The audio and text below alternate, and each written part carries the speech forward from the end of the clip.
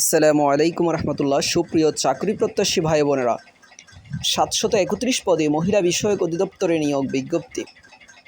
পদ সংখ্যা 731, আবেদন ফি 112 ও 56 টাকা, পদভেদে ভিন্ন হতে পারে।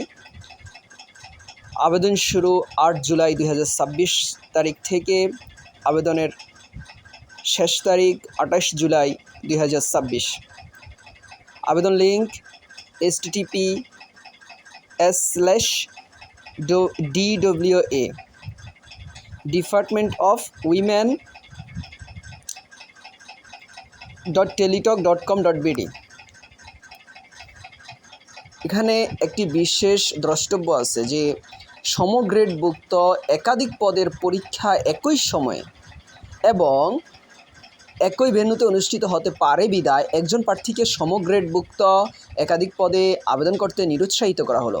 অর্থাৎ যে পদের কোড 13 যতগুলো কোড আছে, এই কোডে একটা পদে আবেদন করার জন্য বলা হচ্ছে, 14 কোডে একটা পদে আবেদন করার জন্য বলা হচ্ছে, 16তম কোডে এবং 20তম কোডে এগুলাতে আলাদা আলাদাভাবে আবেদন করার জন্য বলা হচ্ছে। যে একই কোডে ধরুন 13তম কোডে কয়েকটা পদ আছে, যে শার্টলিফিকার কাম কম্পিউটার মুদ্রাক্ষর অপারেটর এবং আরেকটি আছে ট্রেড ইন্সট্রাক্টর জেলা।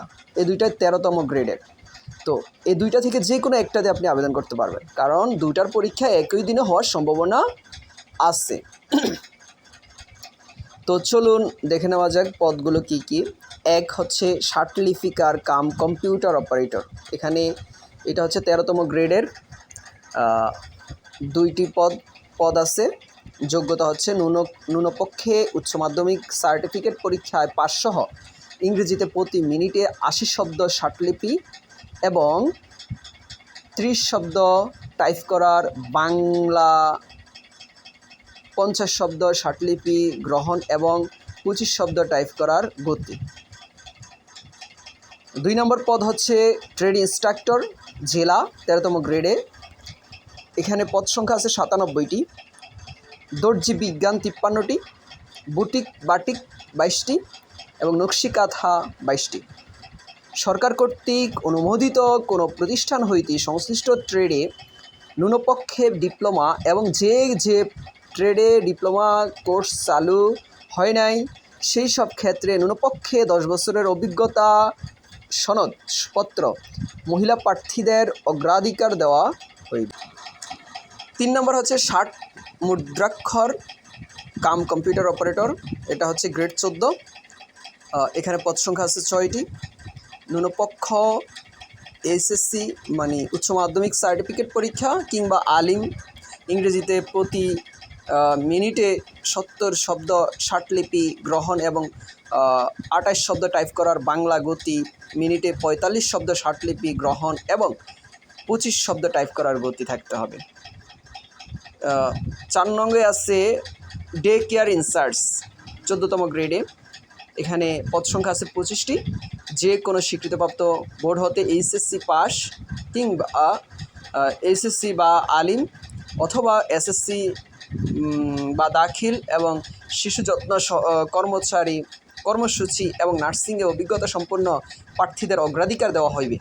কেবলমাত্র মহিলা প্রার্থীদের বিবেচনা করা হইবে। এখানে বলা চলে যে মহিলা কোটা বললেই হয়। অফিস সহকারী কাম কম্পিউটার মুদ্রাক্ষরিক 163টি পদে 16তম গ্রেডে। এটার যোগ্যতা হচ্ছে ন্যূনপক্ষে উচ্চ মাধ্যমিক সার্টিফিকেট পরীক্ষায় উত্তীর্ণ এবং প্রতি মিনিটে ইংরেজিতে 28 শব্দ, বাংলায় 22 শব্দ টাইপ করার গতি থাকতে হবে। তো বোঝা যাচ্ছে যে 1 থেকে 5 পর্যন্ত সবগুলা পদেই কম্পিউটার জানা আবশ্যক সার্টিফিকেট সহ। 6 হচ্ছে অফিস সহায়ক। এটা হচ্ছে বিশাল একটা পদ, 20তম গ্রেডে। সারা বাংলাদেশেই প্রার্থী নিয়োগের সুযোগ থাকবে। পদ সংখ্যা হচ্ছে 438টি। ন্যূনপক্ষে 8ম শ্রেণী পাস। তো আবেদনপত্র বা ফর্ম পূরণের নির্দেশনা হচ্ছে যে সকল পদের প্রার্থীদের ক্ষেত্রে 1/7/2026 তারিখে বয়সসীমা 18 থেকে 32 হতে হবে। ট্রেড ইন্সট্রাক্টর জেলা এর ক্ষেত্রে সর্বোচ্চ 35 বছর। বয়স প্রমাণের ক্ষেত্রে অ্যাফিডেভিট গ্রহণযোগ্য নয়। প্রার্থীদেরকে তার অর্জিত সঠিক সর্বশেষ শিক্ষাগত যোগ্যতা আবেদনপত্রে উল্লেখ করতে হবে। অর্জিত শিক্ষাগত যোগ্যতা গোপন রেখে পরবর্তীকালে তা প্রকাশ করে পদোন্নতি বা অন্য কোনো বৈধ সুযোগ সুবিধা গ্রহণ করলে তা গ্রহণযোগ্য হবে না। সরকারি আধা সরকারি বা স্বায়ত্তশাসিত প্রতিষ্ঠানে চাকরিরত প্রার্থীদের অবশ্যই যথাযথ কর্তৃপক্ষের অনুমতিক্রমে আবেদন করতে হবে। চাকরিরত প্রার্থীদের সকল শর্ত পূরণ সাপেক্ষে আবেদনপত্র পূরণের সময় ডিপার্টমেন্টাল স্ট্যাটাস স্ব অপশন সিলেক্ট করতে হবে।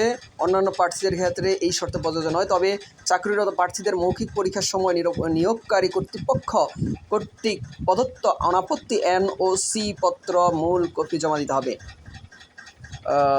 এবার আসি আবেদনপত্র পূরণের ব্যাপারে। যে আবেদনপত্র পূরণ সংক্রান্ত পরীক্ষা অংশগ্রহণে ইচ্ছুক প্রার্থীদের https://dwa.teletalk.com.bd ওয়েবসাইটের মাধ্যমে আবেদনপত্র পূরণ করবেন।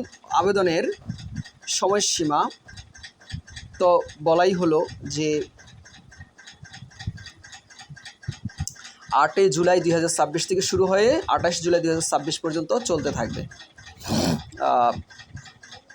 এবং টেলিটক প্রিপেইড সিমের মাধ্যমে আবেদনের ফি জমা দিতে হবে আবেদনপত্র পূরণের পর 72 ঘন্টার মধ্যে। তাহলে আপনার আবেদনটি একটি সম্পূর্ণ আবেদন হিসেবে বিবেচিত হবে। তো বন্ধুরা, আজকে পর্যন্তই। অন্যান্য বিষয় জানার থাকলে আপনারা আপনাদের সমস্যাগুলো কিংবা জানতে চাওয়ার বিষয়গুলো আপনারা কমেন্টে কমেন্টে জানাতে পারেন। ইনশাআল্লাহ পরবর্তীতে আপনাদের কমেন্টের উত্তর দিয়ে দেওয়া হবে ইনশাআল্লাহ। এছাড়া আবেদন সংক্রান্ত যদি কোনো জটিলতায় পড়েন তাও আমাদের মাধ্যমে আবেদন করতে পারেন। আমাদের হোয়াটসঅ্যাপ নাম্বার দেওয়া থাকবে, আপনারা হোয়াটসঅ্যাপ নাম্বারে যোগাযোগ করে আবেদন করে নিতে পারেন। ধন্যবাদ সবাইকে। আসসালামু আলাইকুম ওয়া রাহমাতুল্লাহ।